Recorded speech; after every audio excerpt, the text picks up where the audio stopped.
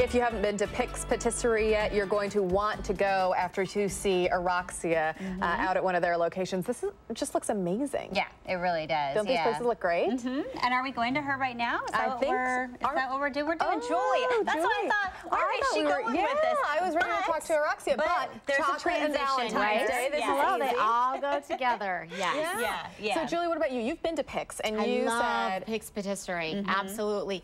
We talk about date night. Go there for date night. It's fantastic. Yes. Okay. So Valentine's Day, you know, like some people like to celebrate it. Some people maybe not so much. I was just telling you, I'm cheap, so I'm like, just get me a card and we're good. Yeah. But what if people have different, you know, ways they want to go about it? That's when it can get tricky. I mean, there's no rule that you have to celebrate Valentine's Day. Absolutely you don't. But if you want to and your partner doesn't, and you don't tell your partner you want to, then we can have some problems.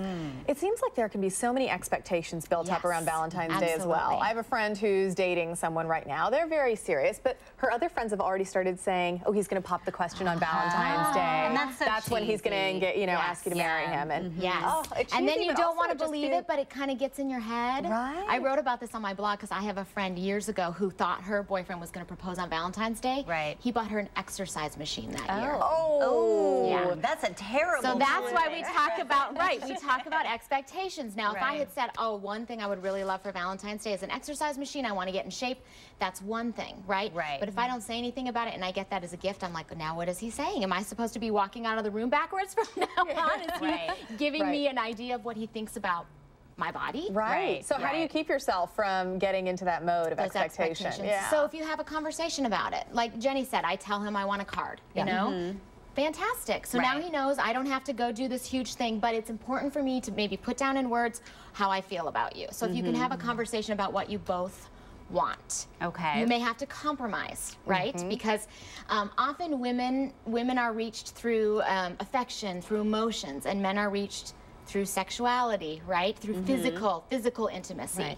And so maybe you're going to be able to do both of those things on Valentine's Day, so you each feel like you're being honored in a way. And do you see where, like, sometimes people maybe will say, I only want a card, and then the other, and then well, either that or the other person gets them more, and then there's this, like, it's imbalance. And then you're like, but I thought we weren't really and then doing I feel guilty anything. because I didn't give you enough.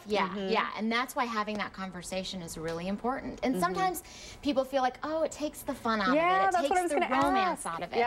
So maybe you say, like, let's not, you know, have this conversation about what we're specifically going to do. Let's set a $50 limit.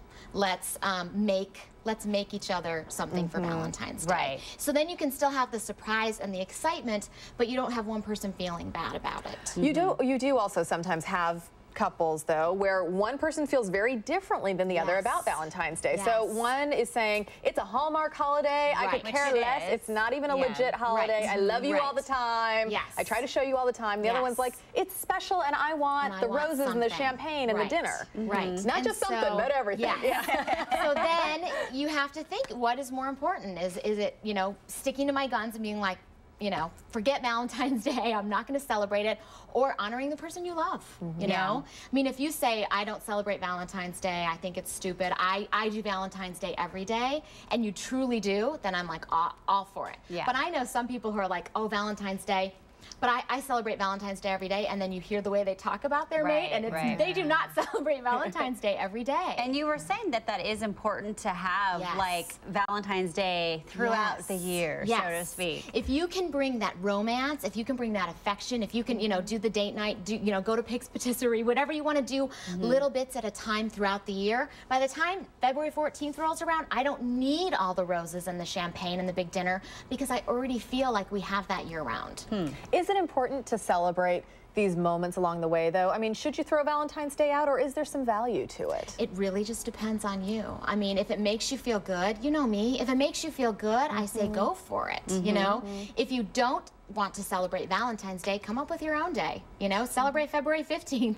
Make it your day. You know, you don't have to follow the norm or, you know, conform to anything, but celebrating each other, We could all use a little extra and making that celebration. intentional. One of my best friends, her husband's last name is Galley, and they have Galley Day, where they celebrate, and it's not Valentine's Day, it's just some other random day. So where they're celebrating him? Yeah, well, I mean, she's married to him now, so it's their special day. Perfect, perfect. Okay, great. And and you've got your website. How's that going? It's going well. I've got the post up this week already about Valentine's Day. Right.